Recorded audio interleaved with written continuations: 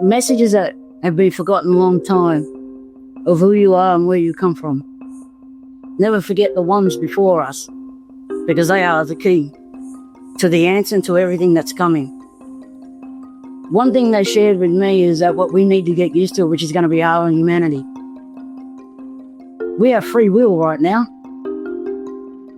Lemuria is a type of, you didn't have so much free will. Very strict. So we need to start really learning how to discipline ourselves. Get ourselves right before the ancestors do come, because they're coming. As soon as we reach a certain vibration, the contact will be made. The white cockatoo, she represents unity. And her story is of unity. And Bill, we have a law over here, what we live by. The law of one, Yabruna. And it's possible. All we gotta do is tap into our blood. 1 drop of your gram of blood, Bill, holds up to so many terabytes, 7,500 to be exact. Think of that 1 gram represents 7,500 terabytes of memory. You got thousands of generations of memory in your blood and your water. That's how our ancestors record everything we do, through blood and water and spirit. Everything we do, every thought, every word is recorded in our water and our blood. And the Seven Sisters was all about the sacred waters. What sacred waters? The water within you. It's in all of us. Boxes, I cannot fit in the boxes. Stop it. Quitting was never an option. Exhausted. This passion is never exhausted. And you cannot stop it. Nah, you cannot stop it.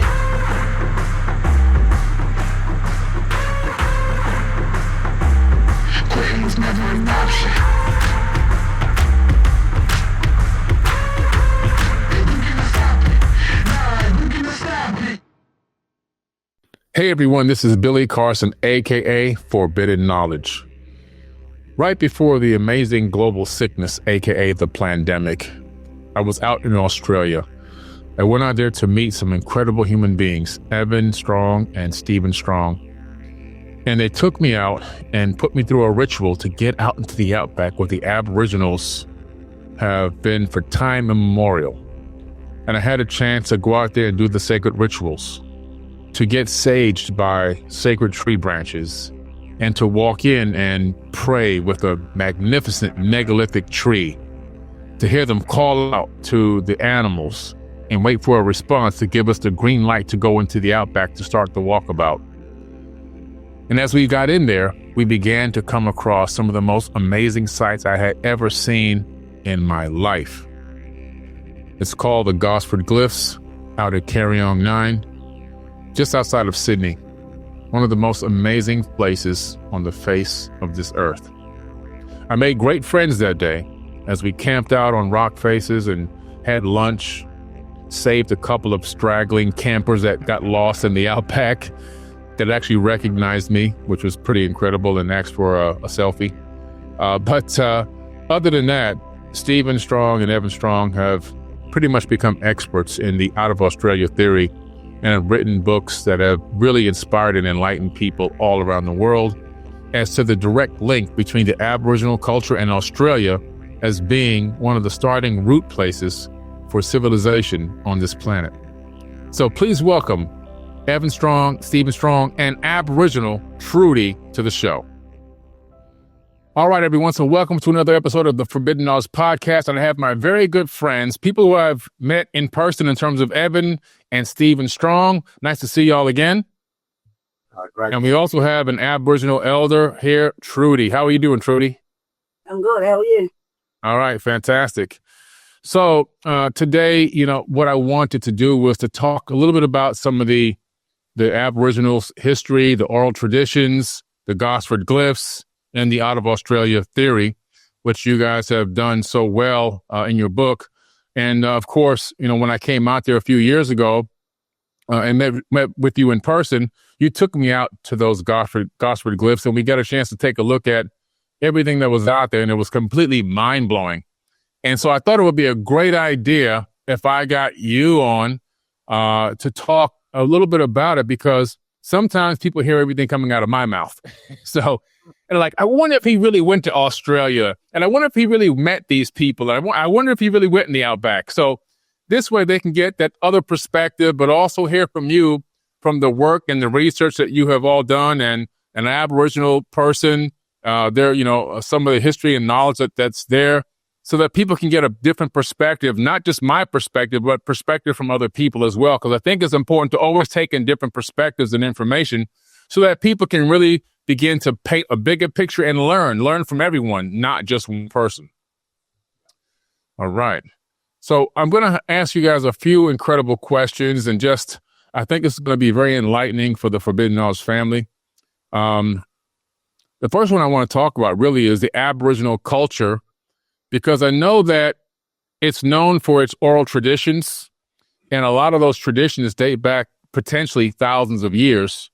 And I want to just find out from Trudy if you can talk about the importance of sharing that storytelling and preserving the history of the Aboriginals. Oh, it's very important, Bill. Like, our stories are our songlines. It talks about our existence of our blood, our history, our first, I guess, forefathers, which go, one of my family stories in totem was a man, and he goes right back a very long time. And he encountered the Seven Sisters when they were here. And they were here doing ceremony at the time on the east coast of Australia, doing sacred water ceremony, because in those times there was not a lot of drinking water. Yeah, we got rain. Yeah, there were swamps. There was the ocean. But, yeah, a lot of the drinking water was coming by rain. So they actually started coming doing water ceremony. And Gurrumbil, that's his actual name. And our family name is actually Gurrumbil. And he encountered these Seven Sisters, and like they say, the warrior in the sky that chases the sister. He was hunting at the time, and he come across them, and he never seen anything such as beautiful as them. So, yeah, the eyes tempted him over time. But he knew not to interfere with them while they were doing ceremony. So he sat back and he watched them. And, yeah, he was intrigued by them. But he knew he couldn't go near them. Like I said, they were doing ceremony. And what they carried, Bill, is they carried digging sticks. And we call them dawaligal. And on these digging sticks, yams, they were using for yam. But on the end of them was these really powerful crystals on the end of these sticks. Yeah, so they knew not to go anywhere near him because of those sticks. They were very powerful. So over time, Gurrumbil, he followed him and he watched them. And then when the Seven Sisters had a rest, a swim at the next water hole, he decided to make his move on them, on the two younger sisters, because they put their yam sticks down, see? They put them dawaligal's down. And they are very powerful. He knew he had no chance while they had them in their hand. So the moment they put them magic sticks down, dawaligal, Gurrumbil made his move and he snatched two of the younger sisters. And the two young sisters told him, these are the words that we've never forgotten and we know. Exactly what they said to Gurrumbil is that you can't marry us. We're your sisters. Blood of blood. Yeah. So we know all along, and we've known where our story is. And Gurrumbil, like there's a saying in our country, Bill, if you tell a story, the elders would say, if they don't connect it to the stars, walk away. Walk away, because they don't know the story. And yes, I can connect Gurrumbil's star. Is on our Aldebaran.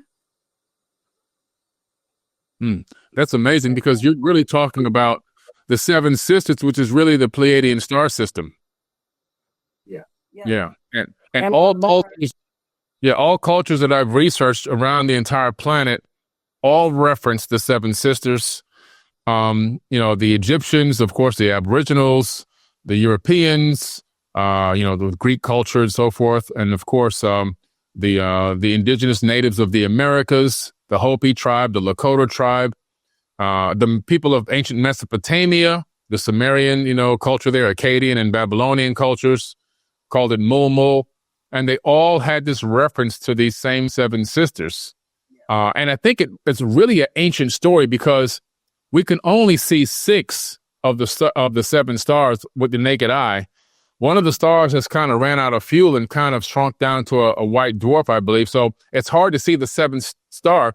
But how did they know there were seven? So in some way, they either taught there were seven, or they were around at the time when this first story started being told, when you can see the actual seven. So it's a pretty incredible story. I'm glad that it's been passed down from generation to generation for thousands of years. I can share that with you, Bill, why that seventh sister's so fading and kind of dragged behind. When they first came and see, this songline starts from Western Australia. I live on the east coast of Australia. These songlines of the seven sisters go all around the country. And that's something I'm working on as part of my role, connecting all these songlines and hopefully collate them into one big book. So every tribe, every clan, we put all these stories together and show the songlines of the movement of them around the country. And it started over, when they first visited, it was Western Australia, because Western Australia is much older than the East Coast of Australia. East Coast of Australia is only, 23 million years old? West Coast is, 3.6 billion. So they were over there doing ceremony first, and we know here on the West Coast that mob over there are our older brothers and sisters.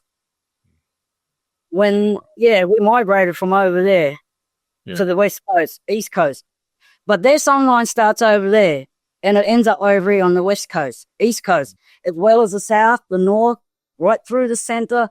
The stories all there. They come all the time visiting. But the first story over in Western Australia, there were 7 hunters. They met under the tree, and these 7 hunters took them all around the country and showed them our beautiful country. Showed them the animals, the emus, showed them everything. That's the first story. And one of the young warriors in that group didn't want the younger sister of the 7 sisters to go. He actually cried to her and told her that he would be so sad if she left. So she stayed back a little while. But then she had to go and catch up. And same over here, Goodum Bill took 2 of the younger sisters, and he even caused the first, I guess, close to Ice Age, because the earth nearly froze over. He was that shifty and clever. The other 5 sisters couldn't find the 2 sisters because he had 3 campsites. They knew of the original one, but they didn't know of his other ones. So, they end up going and doing ceremony, and they called on the winter. That's what they call the winter stars, the Warrington.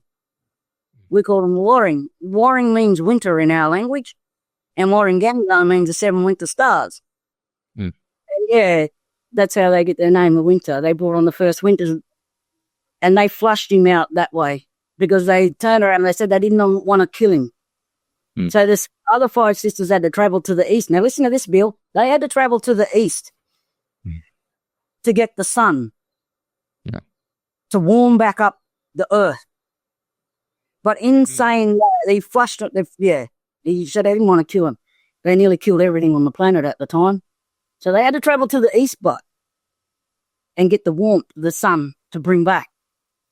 That I'm still trying to figure out, that part of the story, because I obviously have never been to the east and know that part yet. I can only speak on what I know here. And that's how they got the 2 sisters back. But then again, he was stubborn. He took the last one. Same thing. The last sister, the last star. Then, she went and joined them. But in that story for my family was a message, moral principle story. It was by law in my family of men. Choose wisely in your wives. That was the law that was behind. They had to choose wisely in their wives in future and not make same mistakes. Right. That's incredible that I see how the stories develop like a metaphor. So the story is really like a double or triple entendre. It has multiple meanings stacked on top of it. It's not just a story about the celestial space. It's also a story about civilization. It's also a story about personal relationships. So it's like a triple entendre. It really has more deeper meanings within one.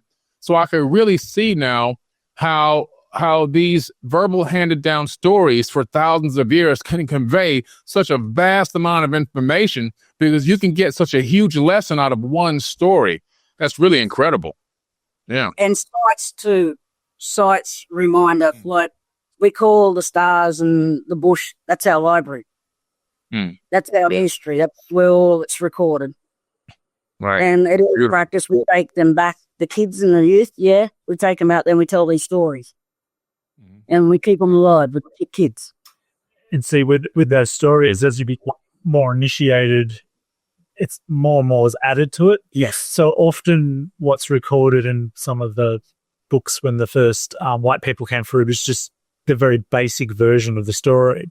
All the nuance comes later, and adds on. And I know the time we've spent with elders, they'll tell us the same story. And all of a sudden, there's a little extra bit, and we're all on it. Oh, wow. And one important point, Billy, we need to talk about here is around Australia, there's about 500 different tribal groups, but there is only one story that every tribe in Australia knows back to front, and the narrative is nearly the same all the way along. Everywhere else, the tribes relate to the tribal estate they live on, but this one superimposes on top of every other story. There is no tribe in Australia that doesn't know the Seven Sisters story because it's the beginning. Yeah. It's the beginning of everything. And that's why every tribe must know that story. It is the essential part of original culture. It begins with that. Right. And can you give me a brief description about the book, the Out of Australia theory? Like, what is it? What is it about? And how does it separate itself from other creation stories? Brother Bill, I'm going to be honest with you. I speak on behalf of my elders too. They've said we've never left this land. Mm-hmm. We've never left. That's basically what the book is about. When we went out, when we were first given ceremony and told we could go out to different tribes and elders and talk about this, I was told at the very beginning, we tell the story we're given. We don't add to it. And very simply, what I was told time after time after time is we are the first people. We went out and told the other people. We gave them stories. Well, our elders have told us the stories we have in the Bible come from here. The story of wandering through the desert for 40 years. There isn't a desert that big in the Middle East, but there is in Australia. All of it comes from here. So what we've done is when we've gone out to different places, elders have shown us information and told us stories. But every elder we've spoken to started with the same thing. We did not come from Africa. We came from here. This is our land. So what we've done in our books is we've walked on the country. The elders have given us the answers, and we've made up some questions, haven't we? Yep. And put it back together. And then just being able to piece together a lot of archaeological information that doesn't make sense. So they'll come up with a site like Morjal Dam, which is shell midden. So it's just where they've eaten pippies and things like that and made a big midden, right? So some of the mainstream archaeologists have dated that, and that's 120,000 years. The guy that dated it was considered the grandfather of Australian archaeology. His name is Jim Bowler, and he was a great proponent of the out of Africa theory. He believed in it absolutely. But there he is, and he said they came here 40,000 years ago. We went down to this place, and he got dates south of Victoria, and got dates of 120, 130,000 years. And they all said, your science is good. And he said himself, oh, look, my science is right, but I want more dates. And he got more. And in event, he gave up, and he told anyone that would listen. And what he had was two things, Billy. He had a date through fire stick farming, and he had middens. And the middens were there 120,000 years ago and stacked. And what mainstream have said is this: yes, the date is correct. Yes, the middens are there, but they didn't do it. Seagulls did it. I'm not joking. This is the answer they've given. I'm not. People, you might think I'm making it up. I'm going to give you the two answers they gave to dismiss it. The first one was the seagulls all got together, grabbed their shells, opened them up on this midden, and then ate them, as seagulls do. And each of them took a very mile too. And then the better one was the fire stick, the fires that were there to cook the middens and did this. Well, they said, yes, that was through bushfires coming onto the beach. Now, we have bushfires in Australia, and you know what people do when there's a bushfire? They all race to the beach because it won't burn. So what they've done, mainstream have said, no, yes, the middens are there, yes, the fires are there, but it wasn't done by humans. It was. And it goes back 130, 140,000 years. And if they came from Africa, you've got to add 30,000 years. The whole thing is wrong. Yeah. It's as simple as that. So what we've done is we've collected genetic evidence, we've connected archaeological evidence that proves this whole theory is wrong. Australia is the beginning cut place, and it goes from Australia. Original people have genetic links that no one else has. I mean, let me give you one quick example, and I won't be too long. I'm 4.7% Denisovan. Now, the Denisovans, you know about them, Billy. They were around for a long period of time, and they wandered through Europe and Asia from about 700,000 years to about 15, but never went to Australia. And the theory is we never left Australia when we got here. So I'm 4.7%. I'm the third highest in the world. And only Denisovan, the only people who have a high level of Denisovan are original people. We go from 2 to 6%. No one else in the world does. Well, how can that be? Because they never came here and we never left. Well, that proves that one of those two theories that's fundamental to how we came into being is incorrect. And it was obvious. My elders told us we went out and civilized and gave genetics and wisdom to the rest of the world. And they came back for a long period of time. So that's the story. That's the truth. And remember one thing, ladies and gentlemen, the people from Africa do not have Denisovan and have very little Neanderthal in their genetic system. But they're supposed to be the first people, and the Neanderthals are supposed to come from Africa. Well, why is it the original people have got Neanderthal and Denisovan, and the African people have neither? There is nothing in this story that is correct. The whole story about coming out of Africa and coming from a group of monkeys is falling apart at every level. Yeah. The seven sisters coming here and landing on the land and becoming part of our story and our genetics, that has always been true. And that's where we come from. Yeah, I believe it. When I came out there, I think it was right before the pandemic. Yeah. Actually, you know what? When I was leaving there from you guys, that's as my plane was taking off, they were locking down Australia, and I was like, "Oh my goodness, I just escaped." Yeah, that's right. Yeah. You would have been staying for a while then. Yeah, that was so wild because I remember hearing some news and, after coming back from the bush with you guys and I was like, is this really going to make it to America? And as I was taking off, the news on my phone was saying that they were locking down Australia. I said, what in the world is really going on here? So yeah, it was crazy. But when I was out there with you, we get to the outback, and a couple things that I saw, that were really incredible were, before we can go into the outback, we had to be saged.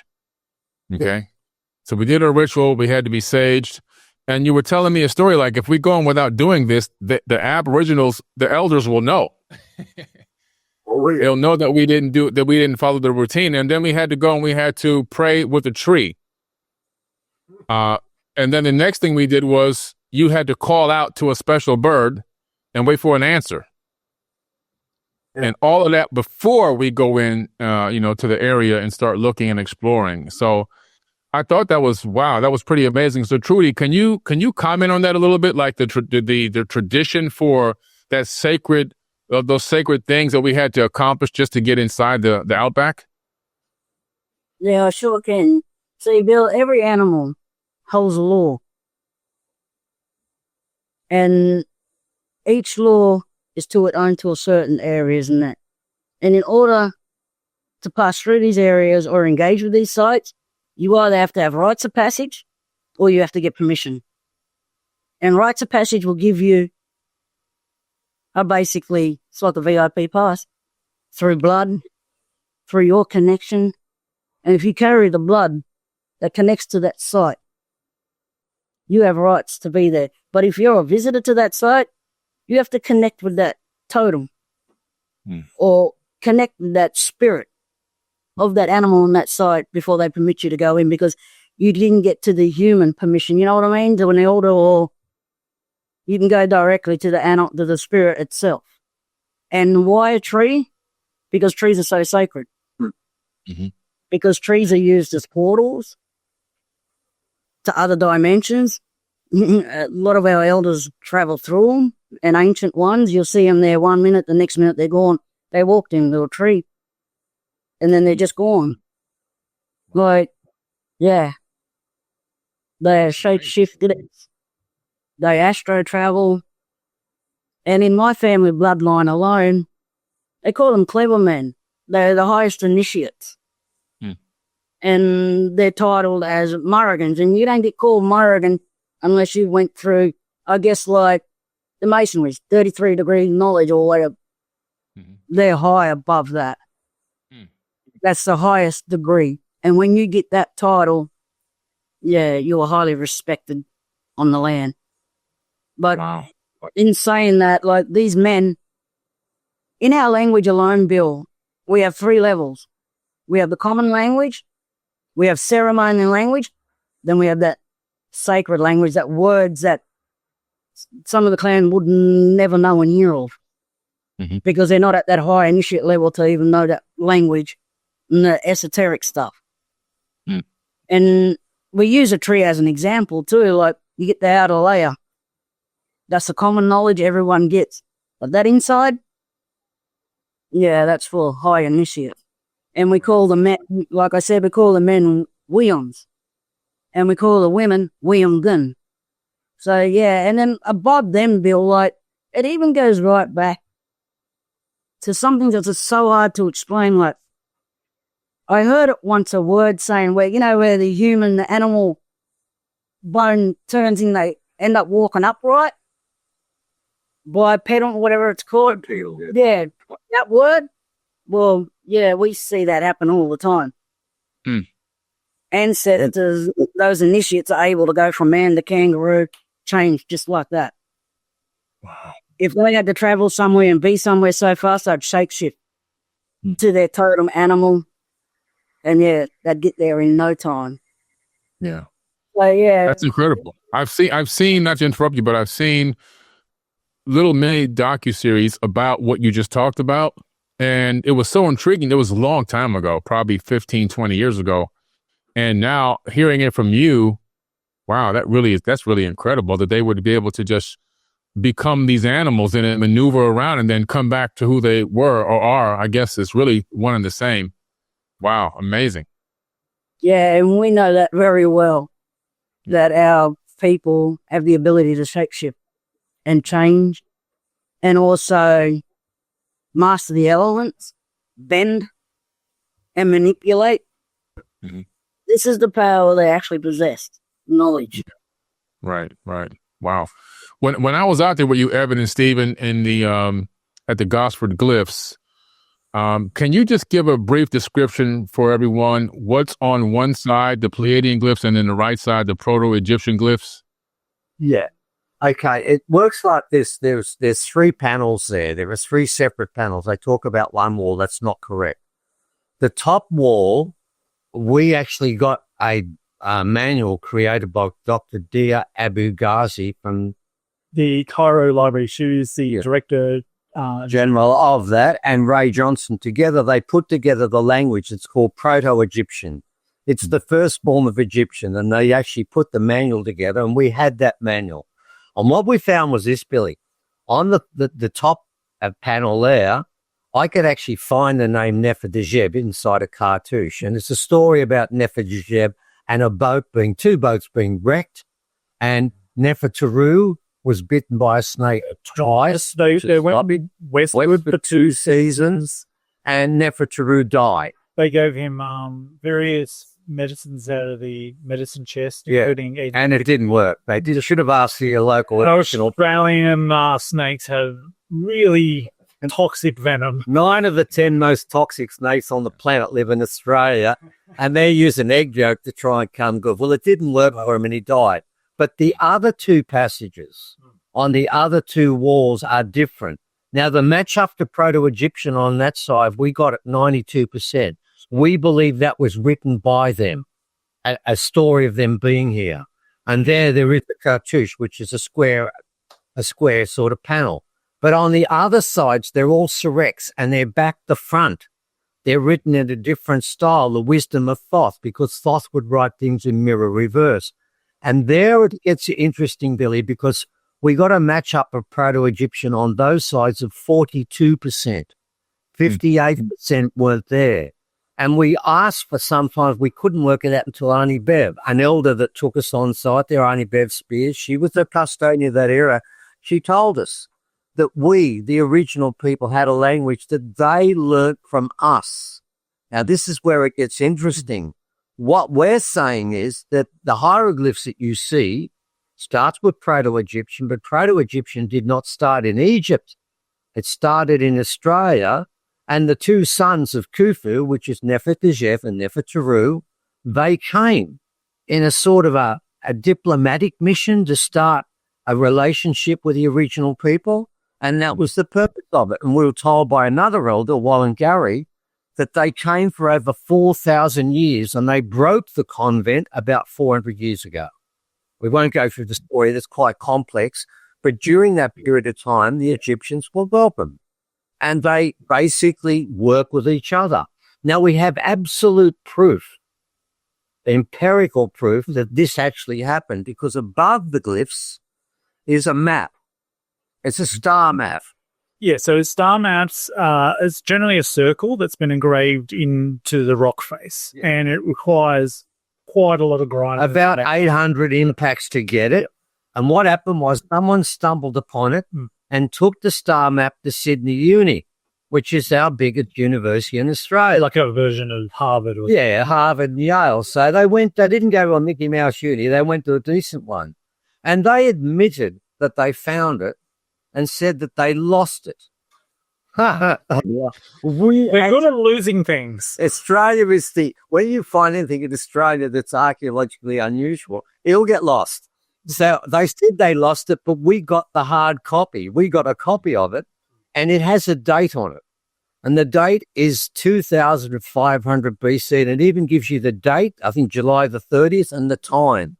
That worked out to be around 4,600 to 4,700 years, which is exactly the time and the reign of Khufu. And the two sons of Khufu came there. Now, this was put up not like in engravings. This was done by original people to mark this moment when the Egyptians first came here. So what we have with that particular piece of work, and by the way, there's another set of glyphs a long way away from there, which tells the story of someone being buried there. And it actually gives the staff that can only be carried by the son of the pharaoh or the pharaoh on that glyph. So we've got all this information running all around there telling us the Egyptians were actually here. And we have the bone. We have the bone that was found there and analyzed by a hospital. And I was told it's a human bone and it's ancient. And we also, Auntie Minnie Mace, when she went to the glyphs, she picked up two pieces of dirt. One was the bone and the other one was a piece of metal. And it took her half an hour to get all the dirt off it. We had that analyzed. 73% aluminium, 3% copper, 24% not from this planet. Yeah, not on the periodic table. Not on the periodic table.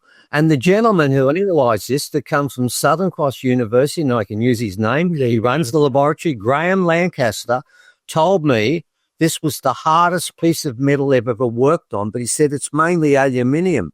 He said whatever was put into there has made it the hardest metal on this planet, and you will make billions from this. And we've had people tell us someone just dropped it in the dirt there by accident. The other one I got told online was it was a Coca-Cola can that melted in a fire. And it's got 24% a metal that's not on the periodic table. So when you pull that together around one side, you ask yourself, was this a fake? When we've got metal objects, we've got bone objects, we've got a star map above there, and we've got a manual that tells us, yes, that is definitely Nefertiti that's been here.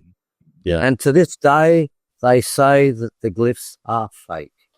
Yeah. So that's a very brief history. Yeah, it's wild. And I know that we went into this other area where we saw carved into the actual ground, Thothamabi. And you had told me that, he was on the back of a sky ship flying through the Milky Way galaxy. Yeah. So Thoth has been to Australia, clearly. Yeah. He's written probably some of those glyphs on the wall there. So this character, Thoth, we know from ancient Egypt, has been, there's accounts of him all over the world, but obviously thousands and thousands of years ago, we see him right there in Australia, which is just amazing. Yes, his name is called Bulgandri, yes, and he is there. He has the coat. What did Arnie Mepp say about the piece of the coat of Orion run across his stomach? Yes. And I think it was Gabby Duncan, when he put on his law coat, Ray through law coat, told the story about the fact that 8-meter boat that he has his foot on was the spaceship that he went through the Milky Way with. And it's a story of them coming to this place. And it's engraved on there. And of course, they've written it and said it's just, there's a black fella walking around and that's a big boat. Oh, yeah, there's a kangaroo. They're over there. There are plenty of engravings in that area, which what did she say? They're wearing hats. They don't have a neck. They have this helmet. Helmet, and you never get a neck. And we asked Arnie Bev, what is it? White on wicks. We said, we call them hats. And I think hats, helmets, what's the difference? Yeah, it's the same thing. Yeah. That place is all about the mob that came from up there. Like Arnie Trudy said before, when my elder sent me up there, Kano told me exactly what Arnie Trudy was told. If I'm shown a site where they can't point to the stars, he said, walk away, they're telling you a lie. Everything in Australia relates to the up there, and we've got a saying, haven't we? Yeah. As on top, so below. Right, absolutely. Wow, that's just, it connects so many dots, not only for me, but I'm sure for a lot of people. And one of the things I talk about a lot is, I wrote a new book called Fractal Holographic Universe. And in this book, I propose that we may be living in a holographic matrix. Long story short, I take from a lot of the ancient cultures, including the Aboriginals, where they talk about this could be, I think that in Aboriginals, they say is dream time. And in the Hopi tribe says sleepy time. Do you know anything about that, Trudy? Yeah, I sure can, Bill. Yeah. In our language, we call that Dreamtime. It's called Bujaram. And Bujar means love in our language, and Bujaram means Dreamtime story. So, in a way, when you look at that, we are to love these stories. That's what that word tells us. And our elders always used to tell us, this is not real. And we say, what do you mean this is not real? We'll pinch ourselves and it feel real. This is not the real world. This is not the way it's meant to be. And this is not real. The dreaming, they always just tell us the dreaming is real. The dreaming is real and in the real world. Yeah. And that's what we started asking. So you're saying the dreaming stories is what was before this now. Our Dreamtime stories were the real world in the way it was. And that, Dreamtime stories, they run all across, there's so many, dreaming stories are like what I just shared with that story with you before, Bill, about, the Seven Sisters. They're songlines. They're dreaming stories. All these events and markers in history that have happened since the primordial, prehistoric times. We have a story over here about the Bird Clan tribe taking out the reptilians, the dinosaurs. It was a Bird Clan tribe that wiped them out. And as you were talking about Tok, he's a part of the Bird Clan tribe, 9 of them, from the Pleiadian system. And here on East Coast Australia, there is a 12 Bird Clan tribe, the Feathered Serpents. And that's my people on the East Coast of Australia. So this Bird Clan tribe, we come from the Bird Clan tribe, from the Pleiadian system. And all our dances and our ceremonies, especially around here, bird feathers, they could swing through the trees and they mimic as a part of the ceremony. And mimic the birds and talk. To me, him and Hermes and Yeshua and all that, they're ambassadors. They were ambassadors sent here by them. We have one here called Butterigan. Oh, yeah. Butterigan was sent by the Father too to remind us of being good moral human beings. So they've always been here, they're everywhere. And our name, the 12 Bird Clan tribe, Feathered Serpents, is called the Bullna. And that bull That goes way back, that word, doesn't it? Yeah. Well, I've seen that over in Sanskrit, Tamil. Doesn't Baal Krishna mean divine child? Mm-hmm. We have a Baal here too. That was brought here by lightning and thunder and placed under a gum tree and raised by the animals. Wow. And his name is Baal. Maybe that's a story for another time, Bill, but that's a long story. These are incredible stories. I mean, these really link to a lot of stories that I've read in a lot of the Mesopotamian stories. So you can see this connection from Australia to other parts of the world, the connection all the way across, even to the indigenous tribes, the natives of America, having the similar stories. You're talking about Australia on one side and, the Americas on the opposite side, and the stories are strikingly similar. You have to see that there's definitely a connection here. We can't keep saying it's just a coincidence. There's a definite and absolute connection. It's just amazing. It's really amazing. Bill, let's settle that connection once and for all for the world. You know the Indus Valley? Yeah. The Great Ancient War? Yep. Let's go back to there. They all escaped. Mohenjo-Daro. You talking about Mohenjo-Daro? They all escaped down here for refuge, the Indians and the Africans. Our warriors from the 12-feathered serpent clan tribe, Bugana, went over to participate in this world war. Now, you've got to ask yourself, Bill, why would they come all the way down and get our warriors to participate in the war over in the center of the world? We had nothing to do with. Mm-hmm. It's all about the knowledge and the power they held. It was bad magic brought to the earth at that time. That had to do with the frequency and vibration that was changing on the earth. When they say man fell, we did fall. From spiritual to materialism. Mm-hmm. And that's what this is all about, this new coming. I mean, I've experienced an NDE. I know, I've seen things. I've been sped up on things and what's to come. And this is what it's all about. We return back. There's a word in our language, Bill, that really got me into this. The elders kept whispering to me, Numbingi, Numbingi. That means to return back to source. So I started digging deep into our Dreamtime stories. What do you mean turn back to source if we don't know where he is and who he is and what it is, besides our stories? And they said it's in the stories. And the deeper I got into the stories, a lot of research has to be done because I teach language. And out of the 23 dialects of the Bundjalung, the Bugulnar language, I know 7 of them. Wow. So I do that because it's up to us to keep it alive. Because a lot of our stuff went underground, Bill, from the invasion. Yeah. A lot of it went underground with the elders, and now it's just really surfacing because the time is now. We know there is a change on the planet. We know there's a cleansing happening. And we know there's going to be a death and rebirth of this earth. This stuff, we know it. Yeah, that's a fact. So some people believe that the Pleiadians played a huge role in seeding life on Earth, not just the Aboriginal. So that's definitely a verbal story that's been going around the world. Now, if the Pleiadians seeded people here or came here, what I'm finding in some other ancient texts is that they had, for some weird reason, some wars going on in their star systems, and that people were trying to either preserve us or preserve Aboriginals or preserve the human species, or start a breakaway civilization of some sort. It's not really clear specifically, in each text is a little bit different the way you interpret it.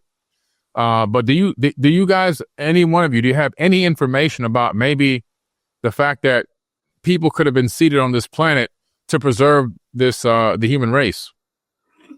Oh, yeah. Yeah. Western Australia, there's a clan over there, the Yulungu mob. There's an old uncle there. He has been given since the beginning of time the law of the water. He controls the water all around the world. He knows when she's sick. He knows when she's calling out. And he put a message call out a couple of years ago to the world about she's suffering. She needs it. There is tribes and clans around Australia that have been given such high laws over elements of the earth. They can control them. They can work with them. They communicate with them. Because everything, Bill, we look at everything has a language.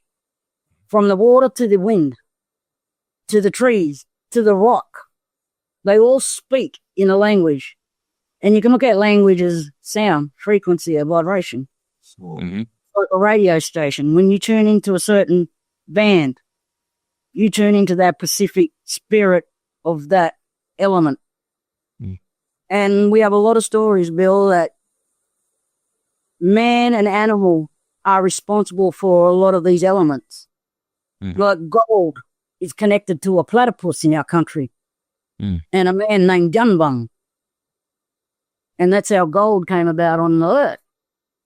So we have so many stories, that is way out there, maybe for some.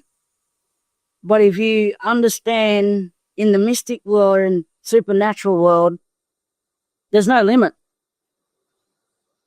There's no limit to what's possible. Yeah, no limit at all. I remember when we were out in the outback, and it was at the time where there were fires out there. Yeah. Yeah, the fires were burning, and we camped out on a rock face to have lunch, and you brought out the sacred stones. Oh, yeah. And some of these stones had different layers of material or elements within the stones, which to me were mind-blowing. Is there any explanation how these stones can be combined in that way naturally, or do they make them that way? How are these stones possible? Well, I'll give you an example of one because I brought one along that'll give you a very good example. I'll sort of hold it up near the camera when I start. Mm-hmm. There it is there, and I'll turn it around each side. And what you'll notice when I hold it close, I'll try and hold this side here, you can see there's a cream sort of base rock underneath there. Then you've got this thick rock on the top, and you can see how it's been actually laid on top. Now, what's fascinating about this particular rock is a couple of things. Number one, they are star maps. Each side has a set of maps, and on the top, we didn't know this. The gentleman contacted us, and on the top, there's a series of circles there, and that's Corona Australis. Now, what's interesting about this is, number one, Corona Australis is not visible by the naked eye. It's another one of those ones. But it's up there on this. But what's most interesting with this is when I hold it this way, can you see that lipping across there, Billy?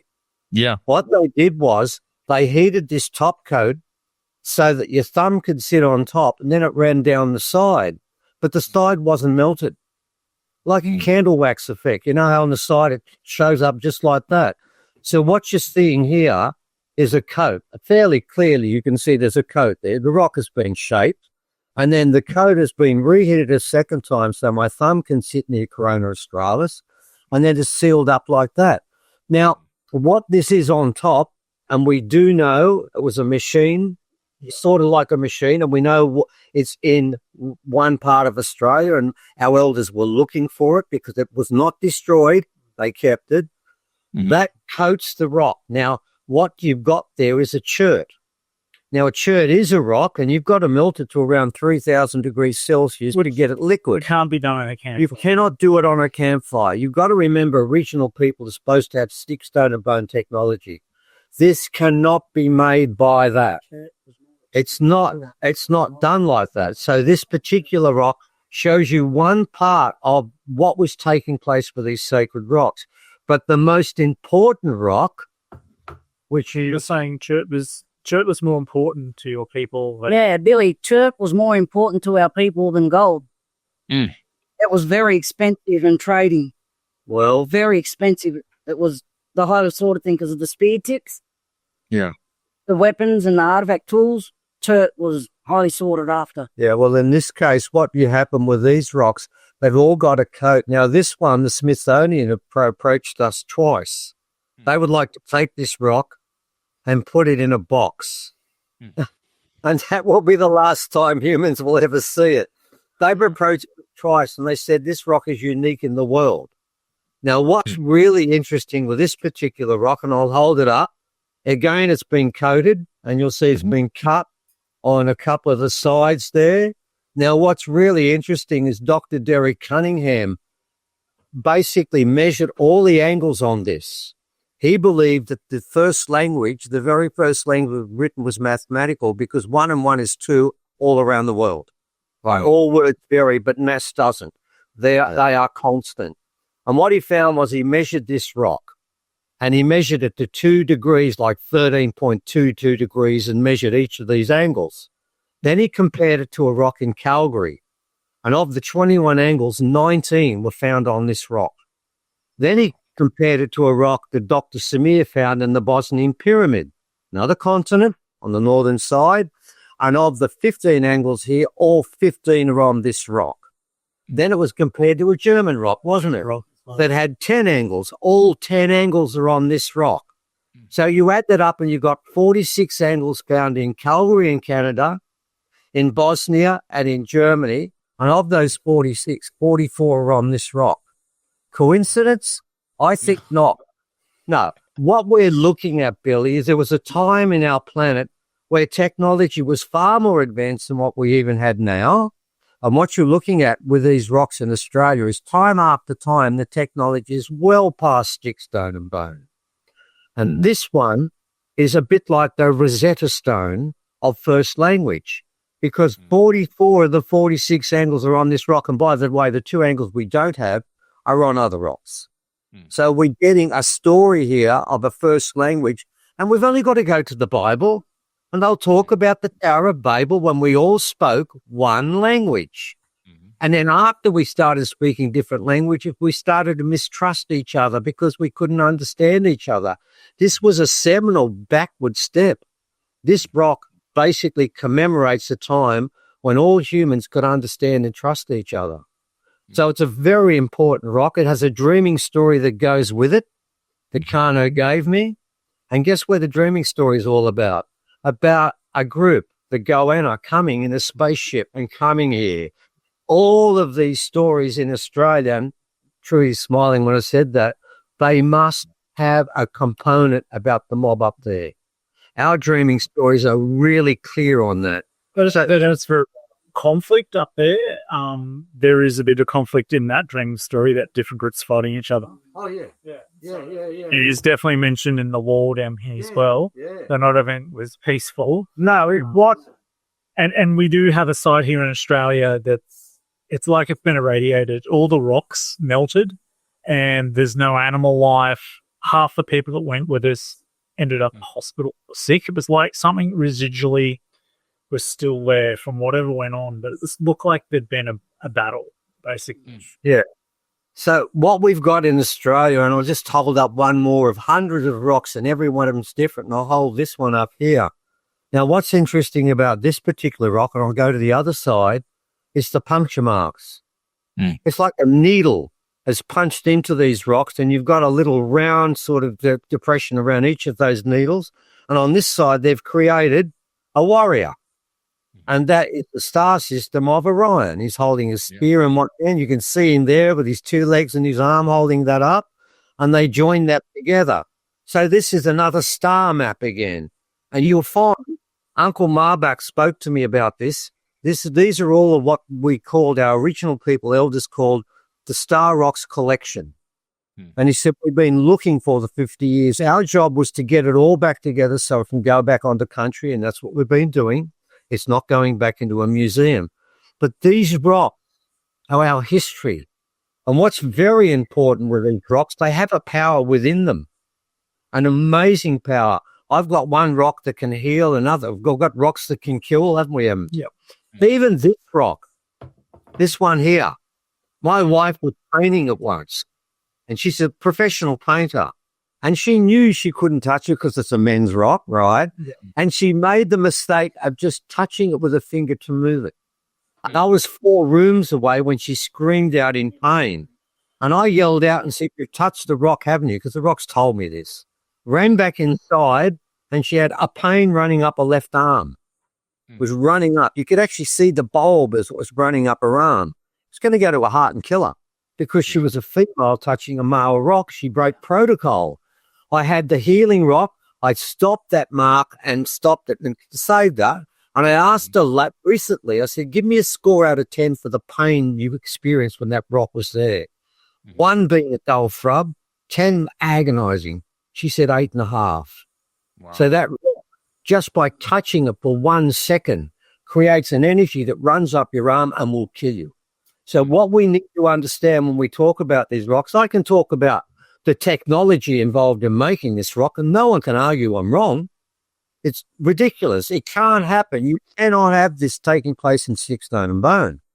Yeah, but I can also talk about the fact there's an energy inside that rock that is way beyond our understanding.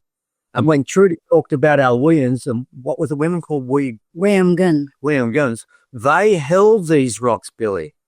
They were the custodians of these rocks, and they would use them with their magic, with their wisdom. And that was part of the way we used to live. And of course, today we see these rocks and think, what are they? They're a part of our history that we need to get back. Right. That's when we were functioning properly, when we could use magic, like we read a book. What did Carter say about our DNA back then? Oh, yeah, that's right. He said our DNA back then was more alive, more awake, and it's gone to sleep now.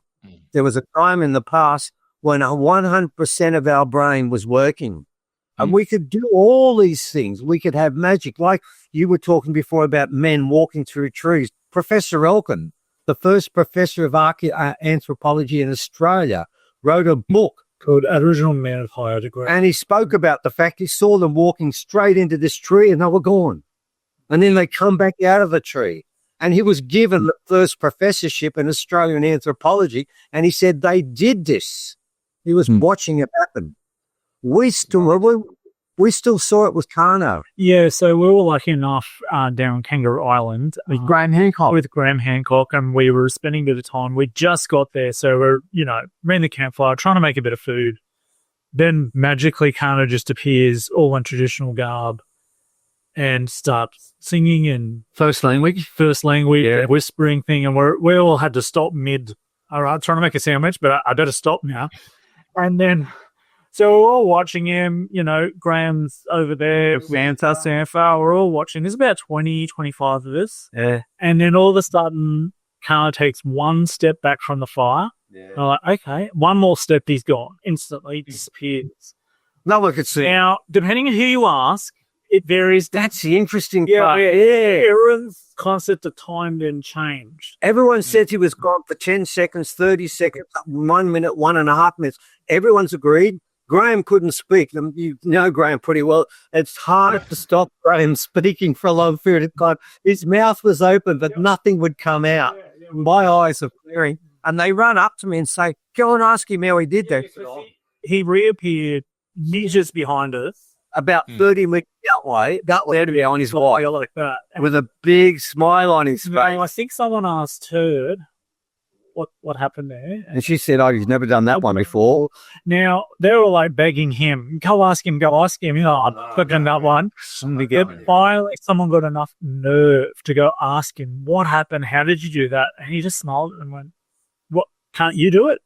I can do it. What's wrong with it? He said this. He said, see that portal just over there? And old mate said, no. He said, that's the problem. He said, I can see it and call it. You can't. But it's there, and it's waiting for you. This is what we're getting back to. He said, I'm not doing anything magic or special. I can just see these things that you can't see anymore, but they're still waiting for you. They're calling you now. Can't you calling? He said, no. He said, well, you need to work on that. So when we talk about these Weans and Wiegans and stuff like that, they know they could do all this, couldn't they, Gary? Every bit of it. Magic is normal for this small. Mm-hmm. And then, wow. Yeah. This is incredible stuff. I mean, I wish we can go on for hours because there's so much. We have to do a part 2 for this, but I have one more incredible question, which a lot of people I'm pretty sure want to hear if you have any knowledge of whatsoever. I wrote about it in my book, but only a very small amount in my book called The Epic of Humanity. We're talking about Lemuria. And so you're talking about these ancient gifts and all these powers and using the brain. What do you know about Lemuria? A lot. We're standing in it. We're standing in the remnants of it.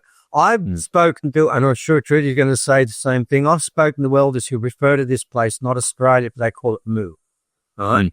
Lemuria was the counterpart, the balance of Atlantis. Atlantis went headfirst into technology. Lemuria went headfirst into magic. This was where magic was brought to its highest art. This is where, and look, there is one way I could best explain what Lemuria is like, and that's to use Kano, because this is what Lemuria was. There was a time when Evan and I, we went to a site, and Auntie Bev was crook and couldn't give a ceremony, because as you know, we must do ceremony.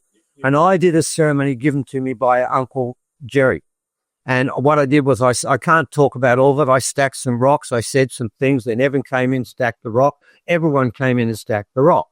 We then went to this site. We spent a couple of hours there. We filmed orbs. I won't talk about that. Going over our heads, all sorts of stuff. We thought that was great. And we came back after 4 hours and thought, this has been fantastic. Good day. Good day. Then Evan got a phone call from Kano. Now, normally when your elder wants to talk to you, someone else will ring you up and tell you, you've got to ring them. They don't ring you. But if Kano rings you, you're in big shit. And Evan hands me the phone and says, Kano wants to talk to you. Take the phone. What do I do wrong? And this is what he said to me. He said, you went on country today, didn't you? I said, yeah. He said, you didn't smoke yourself, did you? I said, oh, yeah, but I did and he said, don't tell me about the rock ceremony where you stacked the rocks into 4 bits, then said the words I said. He told me exactly what I said. He also knew what color T-shirt you were. And he did ask me, why are you wearing a red T-shirt in the bush? And then I sort of said, and then Evan came in, and I said, well, Evan came in and he said, you mean he picked up that feather from the brown owl that flew out? I said, yeah. And he said, well, he's going to wear that. And then he went on to tell me everything I did. And then it went on and told me everything. Now, remember, where he was is 3,000 kilometers away, and it was 4 hours after it happened. That's 750 kilometers per hour. And at the end, he described about the helicopter flying around watching me with a red T-shirt, which is what happened, what we said, what we did, who was there. And at the very end, I said, Kano, I know you never answered me this question, but please, this time, you've got to tell me one thing. How do you know all the things we did and said? He said, oh, that's simple. He said, the owl flew out, didn't it? I said, yes. It went and told another animal, and it told another animal. And right now, I'm sitting here at the moment, and there's a big 6-foot red kangaroo sitting alongside me, and it's told me everything you've done. And then he closed with this. He said, Evan, you both broke law because we didn't do a smoking ceremony. We were given ceremony to do smoking. We didn't do it. We'd broken the law. Evan was sick for 3 years for picking up the feather. And I was told if I ever go on the country and don't smoke again, the spirits will kill me. Now that is Lemuria. Yeah. He's living Lemurian way. Trudy talks about the Lemurian way. The original people are the keepers of that culture. Our elder, off-world elder Mesrev said, Lemuria never died. It will be here to the last breath of this planet. It is part of the planet. It is what Trudy's talking about. It's about the dreaming, isn't it? Lemuria has never gone. We are living on it right now. Trudy here is a spokesperson of the way the Lemurians lived and still live to this day. Wow. So that's what beautiful. it is. Yeah, beautiful. And so, Trudy, I'll let you close out. Trudy, I'll let you close this out and give everyone a special message from your culture. The messages that have been forgotten a long time of who you are and where you come from. Never forget the ones before us, because they are the key to the answer and to everything that's coming. One thing they shared with me is that what we need to get used to, which is going to be hard on humanity. We have free will right now. Lemuria is a type of, you didn't have so much free will. Very strict. So we need to start really learning how to discipline ourselves. Get ourselves right before the ancestors do come, because they're coming. As soon as we reach a certain vibration, the contact will be made. Some of us can see them and interact with them right now because we're on higher frequencies. But there will be a time coming, and it's best we prepare now to learn to put the things away that no longer serve us. Start looking after your family, yourself, your loved ones. Start that unity. We have a songline, Gitterowin, the white cockatoo. She represents unity. And her story is of unity.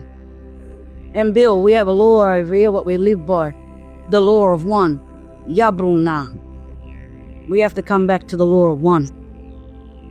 And that's how we're going to survive and into the transition of the new earth. Because if we don't reach that frequency and that vibration in that time, it's going to be a lot of losses. When I had a near-death experience, Bill, 3 years ago, they told me I'm going to see a lot of death. And I said, how do I tell my people that? How do I prepare my people? Songlines. Bring them back to the law of oneness, where we love each other unconditionally. We have to master the unconditional love. And it's possible. All we got to do is tap into our blood. 1 drop of your gram of blood, Bill, holds up to so many terabytes, 7,500 to be exact. Think of that 1 gram represents 7,500 terabytes of memory. You got thousands of generations of memory in your blood and your water. That's how our ancestors record everything we do, through blood and water and spirit. Everything we do, every thought, every word is recorded in our water and our blood. And the 7 sisters was all about the sacred waters. What sacred waters? The water within you. Wow. It's in all of us. So that's what I'd like to leave the world with, Bill. And we'd like to finally join the rest of the world. We've been left out for too long. Yeah. So include us over there, brother, any way you can. Yes, we sure will. As a matter of fact, I'll reach out to you guys. We should do something with our Forbidden Knowledge TV network, and we should definitely plan some stuff on that side of the world where we can get people to come over there and have the experience that I had walking in the outback and seeing what I saw, not just hearing about it on YouTube and Google and TV, but actually to experience it. We should set something up. Here's one thing, Bill. See how they talk about Orion? That's not Orion, that's the 3 brothers that came here. Sitting in their canoe, traveling the constellations. So that's another story we can talk about when they came here and landed and did law. Yeah, beautiful. Yeah, I'm looking forward to having a lot more conversations with y'all and just really, bringing these stories to the world, because I really believe that the stories need to hear everything that you have to say. And I know it's kind of hard because of the time differences and everything else, but we're gonna make it happen. We have to make it happen. It has happened. It will happen. So I thank you and I appreciate you so much. It's an honor to have all of you on this podcast and to be able to talk to you. I know it was long overdue. Thank you, Evan and Stephen, for all the patience with me over the years. But I definitely want to be more interactive with you and Trudy as well, and to be able to just bring this knowledge to the people because they desperately need it. They do. They really do, Bill. Our elders said that we will be mothering many in the future. Yeah. Wow. All right. Thank you, everyone, for this podcast. I appreciate it all. And thank you for spending the time. And this wraps up another Forbidden Knowledge podcast. Watch this video for free at www.4bk.tv or download the app on your smartphone, Fire Stick app, Samsung TV, Roku, and other app providers.